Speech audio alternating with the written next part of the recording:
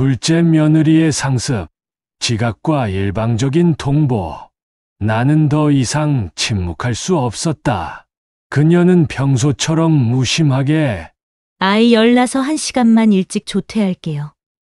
라고 문자를 보냈다. 아버님, 아이가 아픈데 어쩔 수 없잖아요. 저희 가족인데 왜 이러세요? 내가 나를 가족으로 대했나? 가족인데. 폭염 속 다리 아픈 아버지를 다그치고 가족인데. 낯선 호텔 로비에 혼자 남겨둔 채 밤새도록 나 몰라라 했나? 가족인데. 여기가 내 놀이터인 양 지각하고 조퇴했나? 어디 감히 내 돈으로 다녀온 여행 뒤에 가족을 입에 올리는가? 며느리는 아무 말도 하지 못했다. 나는 전화를 끊었다. 더 이상 예전에 무르고 인자한 아버지가 아니었다. 나의 인내심은 바닥났다. 더 이상 그들의 위선적인 가족 놀이에 동참할 수 없었다. 나는 60대 후반, 낡은 편의점 사장이었다. 새벽의 고요와 밤늦은 재고 정리는 나의 일상. 아내가 세상을 떠난 지 벌써 3년. 빈자리는 여전히 거대했지만 살아남은 자는 그렇게 삶을 이어가는 법이었다. 자식들에게는 언제나 넉넉한 아버지이고 싶었다. 큰아들 내외, 작은아들 내외, 사랑스러운 손주들까지 한 달에 한 번 보내는 생활비. 그것도 모자라 손주들 용돈까지 챙기는 일. 나의 유일한 기쁨이자 책임감이었다. 넉넉지 않은 살림에도 늘 베풀며 살았다. 그게 아버지로서의 도리라 생각했다. 자식들의 환한 웃음 한 번이면 나의 하루 고단함은 눈 녹듯 사라졌다. 나의 삶은 그렇게 이어지고 있었다. 나는 조용히 묵묵히 내 자리를 지켜왔다. 얼마 전이었다. 내 68번째 생신. 식사 후 큰아들이 조심스럽게 입을 열었다. 아버지, 이번이 환갑도 지났고 60잔치도 그냥 넘어갔으니 저희가 특별하게 마지막 60대 생신을 기념하고 싶습니다. 옆며느리는 활짝 웃으며 맞장구 쳤다. 맞아요, 아버님. 다 같이 해외여행 가요? 모처럼 해외 가서 맛있는 것도 드시고 푹푹 쉬다 오시면 얼마나 좋겠어요. 작은아들 내외도 거들었다. 형님 말씀이 옳습니다. 아버지, 저희도 여행 갈 돈 모아둔 게 있긴 하지만 그래도 이번만큼은 아버지가 시원하게 쏘시는 게 맞는 것 같아요. 온 가족이 해외여행을 제안했다. 나는 깜짝 놀랐다. 그리고 이내 가슴 한편이 뭉클해졌다. 사별 후 홀로 지내며 늘 외로웠던 내게 자식들이 이토록 살뜰히 신경 써준다니. 내가 헛된 삶을 산 것은 아니었구나 하는 안도감과 뿌듯함이 밀려왔다. 나는 그 자리에서 시원하게 결제 카드를 내밀었다. 그래, 그럼 이번엔 내가 쏜다. 항공부터 숙소까지 모두 아버지 통장에 청구해라. 내 입에서는 절로 호탕한 웃음이 터져 나왔다. 내 돈으로 가는 첫 가족 해외여행. 마지막 60대 생신이라니 과장스러운 표현인 걸 알면서도 그들이 주는 작은 행복에 기꺼이 동참했다. 그렇게 우리는 태국 방콕으로 떠나기로 했다. 내 얼굴에는 오랜만에 활짝 핀 웃음꽃이 피어났다. 아내도 저 세상에서 흐뭇하게 바라볼 거라 생각했다. 낯선 나라의 공기에 코를 박는 순간 나는 후회했다. 태국 방콕의 40도 폭염. 지글거리는 아스팔트와 습하고 더운 공기가 온몸을 짓눌렀다. 3개월 전 무릎, 다리 수술 후유증으로 채 아물지 않은 다리는 욱신거렸다. 한 발 한 발 내딛는 것이 고통스러웠다. 일행은 저만치 앞서갔고 나는 축 늘어진 어깨로 그들의 뒤를 겨우 따랐다. 등줄기에는 땀이 비 오듯 흘러내렸다. 앞서가던 큰아들이 발길을 멈췄다. 그는 저만치 뒤처진 나를 돌아보았다. 순간 그의 얼굴에 짜증 섞인 표정이 스쳐 지나가는 것을 보았다. 아버지, 빨리 좀 오세요. 이러다가 식당 예약 시간 늦겠어요. 그의 목소리에는 분명히 조바심과 함께 나를 향한 다그침이 섞여 있었다. 나는 죄인이 된 듯 고개를 떨궜다. 내가 너무 짐이 되었나 하는 생각에 발걸음이 더욱 무거웠다. 오랜만에 온 가족 여행인데 시작부터 일이 민폐를 끼치니 미안한 마음이 들었다. 더위를 먹은 탓인지 속이 좋지 않았다. 자식들 보기에 혹여 초라한 모습일까 싶어 애써 겉으로는 괜찮은 척 웃었다. 그러나 나의 웃음은 공허했다. 이어진 저녁 식사는 더욱 고통스러웠다. 현지 향신료 가득한 태국 음식. 나는 젓가락을 들었다 놨다 하며 좀처럼 입에 대지 못했다. 비릿한 냄새와 강한 향신료가 나의 노쇠한 미각과 후각을 자극했다. 겨우 한 숟갈 떠먹고 젓가락을 내려놓았다. 속이 좋지 않아 도저히 삼킬 수가 없었다. 억지로 먹으려다가는 이 자리에서 토할 것만 같았다. 큰아들과 며느리가 내 모습을 발견했다. 며느리는 큰아들에게 작게 속삭였다. 아버님, 또 입맛 없으신가 봐요. 그 말을 들은 큰아들은 나를 한번 쳐다보더니 이내 한숨을 쉬며 고개를 저었다. 둘은 서로 눈짓을 주고받았다. 그 눈빛에는 체념과 함께 저러니 어쩌겠어 하는 불평이 담겨 있었다. 나를 향한 걱정보다는 또 이러시네 하는 짜증이 더 크게 느껴졌다. 나는 애써 아무렇지 않은 척 옅은 미소를 지었지만 내 마음은 이미 축축하게 젖어들었다. 고요한 비가 내리는 듯 마음속에 시린 바람이 불었다.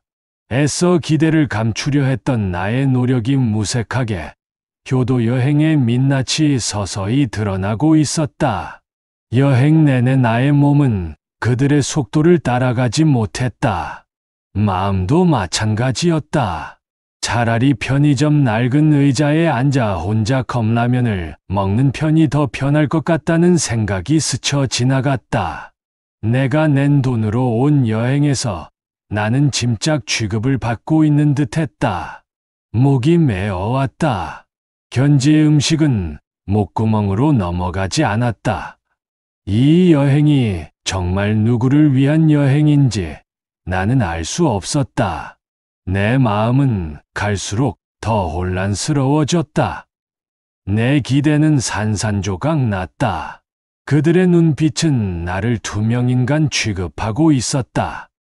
이 고통스러운 경험이 내 삶의 전환점이 되리라곤 그때는 상상조차 하지 못했다. 밤이 깊어갈수록 호텔 방은 나의 쓸쓸함으로 가득 찼다. 저녁 식사 후 큰아들이 다가와 나지막이 말했다. 아버지, 오늘은 방에서 좀 쉬세요. 저희끼리 야시장에 구경 갔다 오겠습니다. 그의 얼굴에는 어차피 아버지 불편해하실 텐데 하는 배려 아닌 배려가 담겨 있었다. 아니, 솔직히 말하면 아버지가 없으면 우리끼리 더 편하게 즐길 수 있다는 무언의 메시지처럼 들렸다. 나는 아무 말 없이 고개를 끄덕였다. 혼자 남은 호텔 방은 너무 넓고 쓸쓸했다. 침대에 염협하게 놓인 핸드폰을 집어들었다. 혹시 아들들에게서 메시지가 와 있을까 확인했지만 아무것도 없었다. 지금쯤 신나게 야시장을 구경하고 있겠지. 나는 그들을 위해 모든 경비를 지불하고 오히려 그들에게 짐이 되어 호텔방에 홀로 남겨진 내 신세가 처량했다. 어두운 방 창밖으로 화려한 방콕의 밤이 펼쳐졌다. 저 불빛 속에 내 아들, 며느리, 손주들이 행복하게 웃고 있을 생각을 하니 가슴 한편이 시큰거렸다. 이 외로움은 마치 심장을 갉아먹는 좀벌레 같았다. 나의 존재의 의미가 흔들리는 듯했다. 허기가 밀려왔다. 점심도 저녁도 제대로 먹지 못했다. 현지의 음식은 도무지 입에 맞지 않았다. 가방 속을 뒤져 미리 챙겨온 컵라면을 발견했다. 나는 작게 미소 지었다. 역시 이럴 줄 알았지. 한국에서 가져온 컵라면 2개. 뜨거운 물을 부어 익어가는 면발을 보며 나는 고향의 맛을 떠올렸다. 익숙한 매운 향이 코끝을 스쳤다. 호텔 방에 홀로 앉아 컵라면으로 끼니를 때우는 나의 모습은 효도 여행이라는 이름과는 너무나 동떨어져 있었다. 창밖 야경과 컵라면의 대비는 내 처지를 더욱 비참하게 만들었다. 컵라면 국물 한 모금이 목구멍을 타고 넘어갈 때마다 나의 고독은 더욱 깊어졌다. 이 깊고 어두운 고독 속에서 나는 나의 삶이 어쩌다 이 지경까지 왔나 하는 회의감에 사로잡혔다. 자식들을 위해 평생을 바쳤는데 왜 나는 이토록 혼자이며 외로운가? 평생 남을 위해 살았지만 결국 나는 아무것도 얻지 못했다는 씁쓸함이 목구멍을 타고 넘어왔다. 쓰린 배보다 마음이 더 아팠다. 컵라면을 다 먹고 나니 조금은 기운이 나는 듯했다. 답답한 마음에 잠깐 바람이라도 쐴까 싶어 문을 열고 나섰다. 그런데 이게 웬일인가?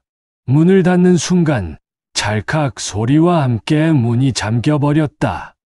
나는 황급히 손잡이를 돌려봤지만 이미 늦었다. 카드키를 방에 두고 나온 것이었다. 당황스러웠다. 휴대폰도 지갑도 모두 방에 있었다.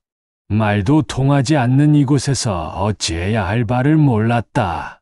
나는 로비로 내려갔다. 직원에게 몸짓 발짓으로 방 키를 두고 왔음을 설명하려 했지만 나의 서툰 영어와 몸짓은 도무지 통하지 않았다. 직원들은 서로 얼굴을 마주보며 어리둥절한 표정을 지었다. 나 혼자 동떨어진 섬에 서 있는 기분이었다. 길고 어두운 밤이 나를 덮쳤다. 결국 나는 로비 의자에 앉아 밤새도록 기다릴 수밖에 없었다. 자식들이 언제 돌아올지 알 수 없었다. 혹시나 하는 마음에 핸드폰을 몇 번이나 들여다봤지만 그들의 메시지는 읽힘조차 없었다. 밤은 깊어지고 로비의 차가운 에어컨 바람은 나의 늙고 지친 몸을 더욱 시리게 만들었다. 그렇게 나는 홀로 밤을 지새웠다. 가족들은 자신들만의 즐거운 일정을 보내고 있었고 나는 그들의 일정에 방해되지 않도록 철저히 소외된 존재가 되어 있었다. 나의 절망은 극에 달했다. 숨 쉬는 것조차 버거웠다. 다음 날 아침, 동이틀 무렵 간신히 돌아온 큰아들 내외를 마주했다. 그들은 내가 로비 의자에 앉아 밤새도록 기다린 것을 알면서도 그저 아버지, 여기서 주무셨어요? 어휴, 조심하셨어야죠. 하는 건성인 말만 던질 뿐이었다. 죄송하다거나 미안하다는 말은 없었다. 나의 서운함은 바다처럼 깊어졌다. 이어진 관광 일정은 어제와 별반 다르지 않았다. 오늘도 가파른 산길을 오르는 코스였다. 다리 수술, 후유증으로 힘들어하는 나를 배려하지 않는 코스였다. 나는 또다시 그들의 뒤를 힘겹게 따라갔다. 그러나 얼마 가지 못해 숨이 턱까지 차올랐다. 큰아들은 내게 아버지, 힘들면 저기 안내소에서 기다리세요. 저희가 다녀올게요. 하고는 뒤도 돌아보지 않고 앞서갔다. 작은 아들 내외도 그저 고개만 끄덕일 뿐이었다. 나는 다시 한번 홀로 남겨졌다. 텅 빈 안내소 벤치에 앉아 나는 물끄러미 나 홀로 가는 가족들의 뒷모습을 바라봤다. 그들의 등은 점차 멀어져 갔고 이내 시야에서 사라졌다. 나의 마음은 마치 텅 비어버린 벤치처럼 차갑고 공허했다. 교도 여행이라는 명분 아래 나는 그저 버려진 존재였다. 이곳은 낙원이 아니라 철저하게 나를 고립시키는 고문장이었다. 내 가슴 속에서 차가운 응어리가 뭉쳐졌다. 그 응어리는 시간이 갈수록 단단해졌다. 나는 서서히 얼어붙어 갔다. 내 존재는 아무것도 아니었다. 한국으로 돌아오는 비행기 안. 가족들은 여행의 여운에 젖어 연신 떠들었다. 나는 조용히 창밖을 바라봤다. 내 마음속에는 여행의 즐거움 대신 싸늘한 냉기만이 감돌았다. 마지막 날 가족들과 함께 유명 맛집에 들렀다. 이곳만큼은 입에 맞을까 싶어 애써 숟가락을 들었다. 그러나 여전히 속이 좋지 않아 몇 숟갈 뜨는 신용만 했을 뿐이다. 옆에서 내 모습을 지켜보던 며느리가 작은 아들에게 귓속말을 하는 소리가 들렸다. 아버님, 저러실 거면 왜 굳이 오자고 하시는지 모르겠어. 어휴. 작은 아들은 고개를 끄덕이며 굳은 표정으로 나를 한번 쳐다봤다. 그들의 눈빛에는 짜증과 함께 나를 향한 노골적인 비난이 담겨 있었다. 힘들다는 나의 무언의 기색은 그저 그들에게는 민폐일 뿐이었다. 나는 고개를 숙였다. 바바리 씹히는 모래알처럼 서걱거렸다. 그들의 무관심과 질책이 비수처럼 내 가슴을 꿰뚫었다. 효도라는 거창한 이름 아래 감춰진 민낯은 돌아와서 더욱 선명해졌다. 이 모든 상황이 내가 낸 돈으로 일어났다는 사실이 나를 더욱 비참하게 만들었다.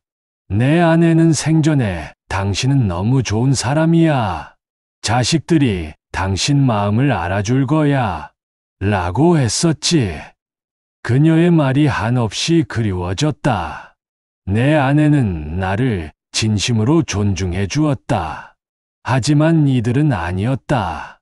귀국 후 가족들은 언제 그랬냐는 듯 일상으로 돌아갔다. 아무렇지 않게 다시 각자의 삶을 살아갔다. 나 역시 편의점의 낡은 의자에 앉아 밤늦도록 불 켜진 계산대를 지켰다. 며칠 후 큰아들 내외가 나를 찾아왔다. 며느리는 활짝 웃으며 내게 선물을 건넸다. 아버님, 여행 내내 불편하게 해드려 죄송해요. 너무 피곤하셔서 저희가 미처 신경 쓰지 못했네요. 그래도 좋은 추억 만드셨죠? 큰아들도 어색하게 웃으며 말했다. 맞아요, 아버지. 다음엔 더 좋은 곳으로 가시죠. 그들의 사과는 너무나 형식적이었다. 진심이 담기지 않은 의무감에서 비롯된 쇼였다. 내 마음속 응어리는 풀리지 않았다. 그들의 얼굴에는 이제 할 도리는 다 했다는 안도감이 역력했다. 그 이후에도 가끔 안부 전화가 걸려왔지만 그 연락 또한 의무적으로 느껴질 뿐이었다. 나의 마음은 얼음처럼 냉각되었다. 더 이상 그들의 말에 아무런 감흥도 느끼지 못했다. 내가 이토록 홀로 외롭게 늙어가는 동안 그들은 나를 이용하고 있었다는 사실을 뒤늦게 깨달았다. 분노와 함께 스스로에 대한 깊은 실망감이 찾아왔다. 나의 헌신이 이용당하고 있었다. 나는 결심했다. 더 이상 그들의 효도라는 이름 아래 나의 희생을 정당화하지 않을 것이다. 이제부터 나의 삶은 오롯이 나를 위한 삶이 될 것이다. 가장 먼저 한 일은 나의 유산을 제거하는 것이었다. 변호사를 찾아가 유언장 수정을 문의했다. 지금까지는 내 모든 재산을 자식들에게 균등하게 나눠줄 생각이었지만 이제 그럴 마음이 사라졌다. 그들에게 무턱대고 모든 것을 베푸는 것이 과연 그들을 위한 일인지 회의감이 들었다. 한편으로는 일부를 사회에 기부하는 방안도 진지하게 검토하기 시작했다. 오랫동안 나와 함께한 편의점을 정리할 생각도 했다. 나는 이 관계에서 거리두기를 해야 할 필요성을 절감했다. 물리적인 거리뿐만 아니라 감정적인 거리도. 더 이상 그들의 삶에 내가 지나치게 관여하지 않겠다고 다짐했다. 자식들의 인생을 내 희생으로 지탱해주던 과거의 나는 이제 더 이상 없을 것이다. 새로운 나, 스스로를 존중하는 나로 다시 태어날 것이다. 나의 마지막 자존심을 지켜내야 했다. 그러던 어느 날 평화로웠던 내 편의점에 다시 불을 붙이는 사건이 발생했다. 둘째 며느리였다. 그녀는 내 편의점에서 파트타임으로 일하고 있었다. 사실 예전부터 상습, 지각과 조퇴가 잦았다. 아이를 키우는 입장이라 나는 넉넉하게 봐주고 있었다. 하지만 이번엔 도를 넘었다. 오늘 역시 출근 시간을 한참 넘겨 편의점 문을 열었고 잠시 후에는 아버님, 아이가 열나서 1시간만 일찍 조퇴할게요. 라고 문자를 보냈다. 나는 묵묵히 핸드폰 화면을 바라봤다. 더 이상 너그럽게 봐줄 수 없었다. 이 편의점은 나의 삶의 터전이고 마지막 남은 나의 자존심이었다. 내가 얼마나 무르고 호락호락하게 보였으면 이토록 함부로 대하는가. 내 마음속에 응어리졌던 분노가 터져 나왔다. 교도여행에서의 쌓였던 서운함, 그리고 로비에서 홀로 밤을 지새웠던 고독이 한꺼번에 밀려왔다. 이제는 그들과의 관계를 정립할 시간이 되었다는 것을 깨달았다. 더 이상 착한 아버님 연기는 그만. 나의 분노는 더 이상 참을 수 없는 지경에 이르렀다. 둘째 며느리의 상습, 지각과 조퇴, 그리고 이어지는 일방적인 통보. 나는 더 이상 침묵할 수 없었다. 그녀는 평소처럼 무심하게 아이 열나서 1시간만 일찍 조퇴할게요. 라고 문자를 보냈다. 나는 그녀에게 전화를 걸었다. 격앙된 목소리로 말했다. 지금 내가 뭐 하는 건지 알아? 여기가 동네 가게도 아니고 편의점은 24시간 영업인데 내가 이렇게 함부로 문 닫고 지각하고 조퇴하면 어떻게 되는 줄 알아? 내가 사장이가. 내 말에는 억눌렸던 분노와 서운함이 고스란히 담겨 있었다. 전화기 너머의 며느리, 목소리는 처음에는 당황한 듯 했지만 이내 싸늘하게 변했다. 아버님, 아이가 아픈데 어쩔 수 없잖아요. 저희 가족인데 왜 이러세요? 그녀의 말에 나는 참을 수 없는 배신감을 느꼈다. 가족이라니? 내 안에서 폭발하듯 울분이 터져 나왔다. 내가 나를 가족으로 대했나? 가족인데. 폭염 속 다리 아픈 아버지를 다그치고 가족인데. 낯선 호텔 로비에 혼자 남겨둔 채 밤새도록 나 몰라라 했나?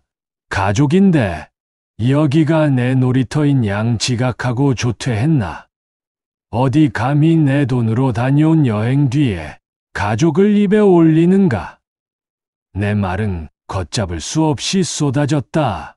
그동안 가슴에 쌓였던 모든 회한과 분노가 터져 나왔다. 며느리는 아무 말도 하지 못했다. 그저 전화기 너머로 흐느끼는 소리만이 들려왔다. 나는 전화를 끊었다. 내 손은 격렬하게 떨리고 있었다. 나의 격앙된 목소리는 편의점의 차가운 공기를 뒤흔들었다. 더 이상 예전에 무르고 인자한 아버지가 아니었다. 나의 인내심은 바닥났다. 더 이상 그들의 위선적인 가족 놀이에 동참할 수 없었다. 나는 이대로는 안 된다고 생각했다. 더 이상 감정적으로만 대응할 문제가 아니었다. 나는 스스로를 보호해야 했다. 나와 그들의 관계를 명확히 정립할 필요가 있었다. 그래서 나는 규칙을 세웠다. 편의점 벽에 근무 규정을 A사 용지에 출력하여 크게 붙였다. 둘째 며느리에게도 명확하게 전달했다. 근무, 시간 준수, 무단 지각 및 조퇴 시 급여 삭감, 결근 시 사유서 제출 및 대타 구인 필수, 일면식 없는 다른 아르바이트생과 다를 바 없는 철저하게 사장과 직원이라는 원칙에 입각한 규정이었다. 이어서 임금 원칙도 재조정했다. 매달 통장으로 보내주던 생활비와 용돈을 모두 끊었다. 그들의 돈벌이는 그들 스스로의 책임이었다. 나는 더 이상 그들에게 일방적으로 베푸는 호구가 아니었다. 역할도 분리했다. 편의점에서는 철저히 사장과 직원, 사적인 관계는 철저히 배제하는 것이었다. 가족이라는 이름으로 감정적인 호소를 하는 것도 금지했다. 나는 더 이상 그들의 감정에 휘둘리지 않을 것이다. 감정 대신 제도가 필요했다. 차갑고도 냉정한 이성만이 나를 지켜줄 것이라고 생각했다. 며느리는 내 규정에 반발했지만 나는 단호했다. 이제 나는 그들에게 무조건적으로 퍼주는 아버지가 아니었다. 나 자신을 지켜야 했다. 나 자신을 존중하지 않으면 아무도 나를 존중하지 않을 것임을 뼈저리게 깨달았다. 이 결단은 나의 삶을 근본적으로 변화시킬 것이었다. 밤늦게까지 홀로 편의점 불을 밝혔다. 나는 아직이 중얼거렸다. 나는 누구의 헌신짝이 아니야. 나는 내 삶을 살아야 해. 그 말은 단순히 중얼거림이 아니었다. 나 자신에게 하는 다짐이자 오랜 시간 동안 잃어버렸던 나를 찾아가는 첫걸음이었다. 어둠 속에서 나는 나 자신을 발견했다. 60대 후반에 늙고 병든 몸일지라도 나는 여전히 존엄한 존재였다. 아내를 잃은 후 방황했던 나의 삶, 자식들에게 모든 것을 바치며 살아왔던 나의 과거를 되돌아봤다. 나의 헌신이 그들에게는 오히려 독이 되었을지도 모른다는 생각을 했다. 내가 너무 과했나? 하지만 더 이상은 아니다. 나는 내 인생의 주인공이 되기로 결심했다. 나의 행복을 위해 이기적일 필요도 있었다. 가족이라는 이름 뒤에 숨어 나를 희생하는 것은 더 이상 나를 위한 길이 아니었다. 밤이 깊어갈수록 내 마음은 더욱 단단해졌다. 차가운 이성이 나의 감정을 지배했다. 나는 이제 나 자신을 지키는 방법을 알게 되었다. 그것이 바로 자기 보호의 시작이었다. 오랫동안 잊고 지냈던 나 자신의 존재감을 되찾았다. 텅 비었던 내 마음속에 서서히 새로운 내가 채워지고 있었다. 그것은 오직 나를 위한 변화였다. 잃어버린 자존심을 되찾는 길. 그날 이후 나는 나의 새로운 삶을 설계하기 시작했다. 가장 먼저 한 일은 변호사를 통해 유언장 초안을 작성하는 것이었다. 내 인생의 마지막을 나답게 정리하고 싶었다. 유언장 초안에는 내 단호한 결심이 고스란히 담겨 있었다. 재산은 오랫동안 마음속에 품어왔던 사회단체에 기부한다로 수정했다. 내 재산은 더 이상 자식들의 노후 자금이 아니었다. 나의 삶의 가치이자 나의 자존심을 지킬 도구였다. 자식들이 내 유언장을 보며 어떤 반응을 보일지는 상상조차 하기 싫었다. 그러나 나는 흔들리지 않았다. 이것은 나를 위한 정당한 선택이었다. 나 자신을 존중하지 않으면 아무도 나를 존중하지 않는다는 것을 뒤늦게 깨달은 나의 뒤늦은 자각이었다. 죽음 앞에서 나의 마지막 자존심을 지키고 싶었다. 더 이상 그들의 효도에 매달리지 않으리라. 내 삶의 방향이 바뀌자 나의 일상도 점차 변하기 시작했다. 늘 무거운 마음으로 편의점 의자에 앉아 있었지만 이제는 나를 위한 새로운 활력을 찾았다. 서랍 깊숙이 넣어두었던 낡은 여행 가방을 다시 꺼냈다. 몇 년 전 아내와 함께 여행하며 찍었던 사진들이 가방 속에 그대로 남아 있었다. 빛바랜 사진들을 보며 아련한 추억에 잠겼다. 하지만 이번엔 혼자 떠나는 여행이었다. 더 이상 그 누구의 눈치도 볼 필요 없었다. 내 속도에 맞춰 내가 가고 싶은 곳으로 내가 먹고 싶은 것을 먹는 여행. 제주도 올레길 걷기, 전국 맛집 탐방, 그리고 오랫동안 배우고 싶었던 그림 동호회에 가입하는 것까지 나는 새로운 인생 계획을 세웠다. 나의 통장 속 적금이 이제 나의 새로운 미래를 위한 든든한 발판이 되어줄 터였다. 매일 새벽 편의점 문을 닫고 홀로 남은 시간에 나는 여행 정보를 찾아보고 그림 연습을 했다. 삶은 다시 새로운 의미로 채워졌다. 홀가분함과 설렘이 내 마음을 가득 채웠다. 그 후로 나는 약 2개월간 길을 떠났다. 제주도의 푸른 바다를 보며 잊었던 평온을 되찾았다. 전국의 맛집을 찾아다니며 잃었던 미각을 되살렸다. 동호회에서 만난 사람들과 함께 그림을 그리며 새로운 취미에 푹 빠져들었다. 혼자 떠나는 여행은 나에게 치유와 함께 진정한 나를 찾아주는 시간이었다. 가족이라는 이름 아래 나의 희생을 당연하게 받아들이고 나의 존재를 잊었던 자식들에게 나는 나의 새로운 삶을 보여주고 싶었다. 이제 그들은 내가 그저 베풀기만 하는 아버지가 아니라는 것을 알게 될 것이다. 존중받아 마땅한 한 인간이라는 것을 나는 깨달았다.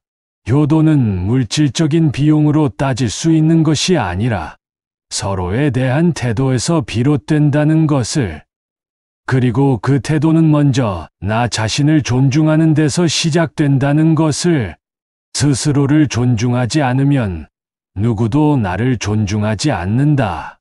나는 평생을 가족을 위해 희생하며 살았다고 자부했지만 정작 나 자신을 존중하지 않아 스스로를 불행하게 만들었다.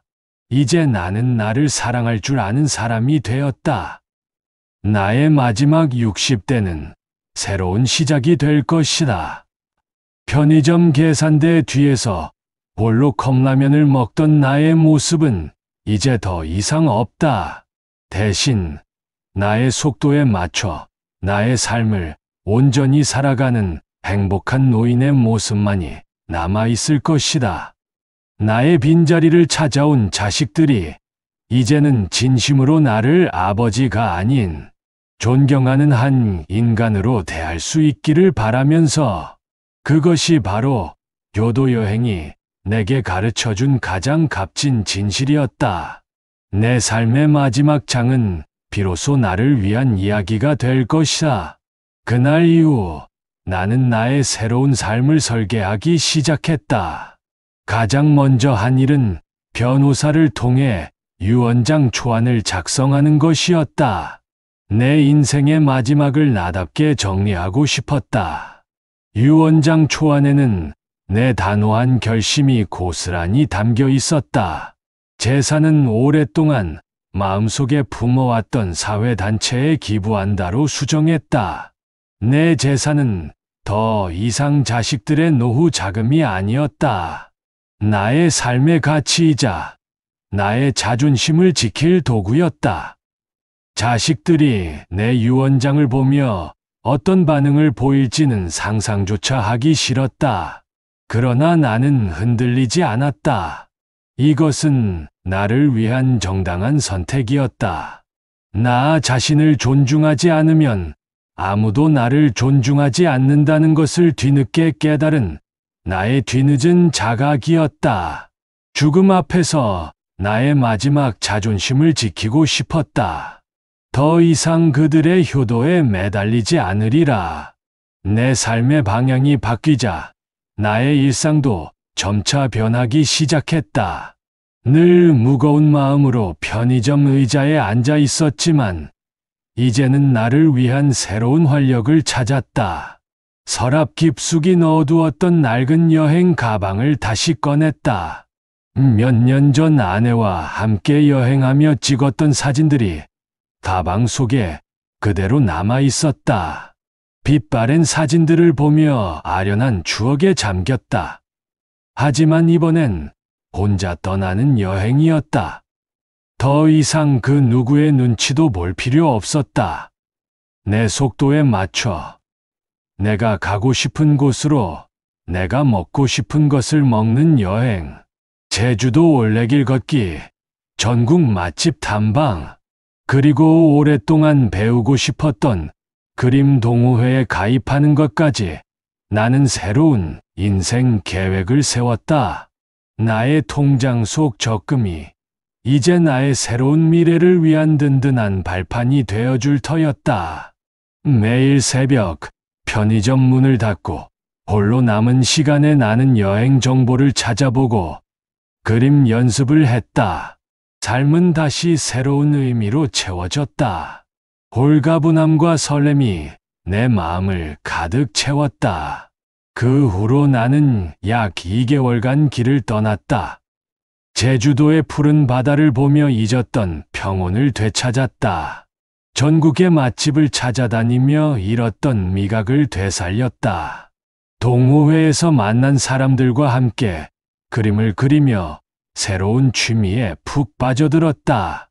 혼자 떠나는 여행은 나에게 치유와 함께 진정한 나를 찾아주는 시간이었다. 가족이라는 이름 아래 나의 희생을 당연하게 받아들이고 나의 존재를 잊었던 자식들에게 나는 나의 새로운 삶을 보여주고 싶었다. 이제 그들은 내가 그저 베풀기만 하는 아버지가 아니라는 것을 알게 될 것이다. 존중받아 마땅한 한 인간이라는 것을 나는 깨달았다. 효도는 물질적인 비용으로 따질 수 있는 것이 아니라 서로에 대한 태도에서 비롯된다는 것을, 그리고 그 태도는 먼저 나 자신을 존중하는 데서 시작된다는 것을, 스스로를 존중하지 않으면 누구도 나를 존중하지 않는다. 나는 평생을 가족을 위해 희생하며 살았다고 자부했지만 정작 나 자신을 존중하지 않아 스스로를 불행하게 만들었다. 이제 나는 나를 사랑할 줄 아는 사람이 되었다. 나의 마지막 60대는 새로운 시작이 될 것이다. 편의점 계산대 뒤에서 홀로 컵라면을 먹던 나의 모습은 이제 더 이상 없다. 대신 나의 속도에 맞춰 나의 삶을 온전히 살아가는 행복한 노인의 모습만이 남아있을 것이다. 나의 빈자리를 찾아온 자식들이 이제는 진심으로 나를 아버지가 아닌 존경하는 한 인간으로 대할 수 있기를 바라면서, 그것이 바로 효도 여행이 내게 가르쳐준 가장 값진 진실이었다. 내 삶의 마지막 장은 비로소 나를 위한 이야기가 될 것이다.